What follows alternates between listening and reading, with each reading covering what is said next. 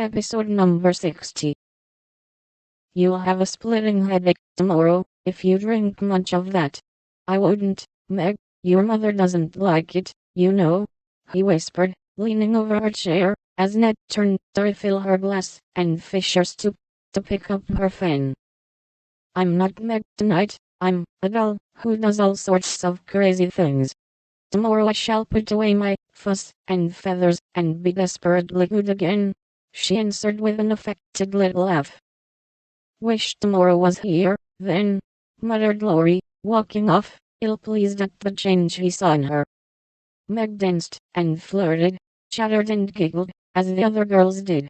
After supper she undertook the German, and blundered through it, nearly upsetting her partner with her long skirt, and romping in a way that scandalized Laurie, who looked on and meditated a lecture. But he got no chance to deliver it, for Meg kept away from him till he came to say good night.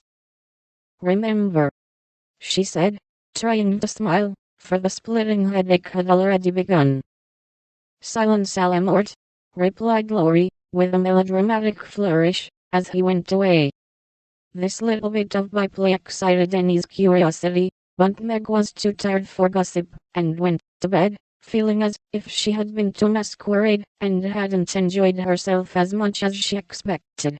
She was sick all the next day, and on Saturday went home, quite used up with her fortnight's fun, and feeling that she had sat in the lap of luxury long enough.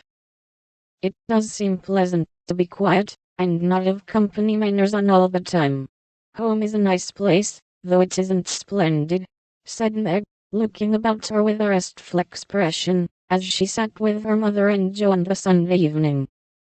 I'm glad to hear you say so, dear, for I was afraid home would seem dull and poor to you after your fine quarters, replied her mother, who had given her many anxious looks that day. For motherly eyes are quick to see any change in children's faces. Meg had told her adventures gaily, and said over and over what a charming time she had had, but something still seemed to weigh upon her spirits, and when the younger girls were gone to bed, she sat thoughtfully staring at the fire, saying little, and looking worried. As the clock struck 9, and Joe proposed bed, Meg suddenly left her chair and, taking Beth's stool, leaned her elbows on her mother's knee, saying bravely, "Marmee, I want to fess." "I thought so. What is it, dear?" "Shall I go away?" asked Joe discreetly. "Of course not. Don't I always tell you everything? I was ashamed to speak of it before the younger children, but I want you to know all the dreadful things I did at the Moffats."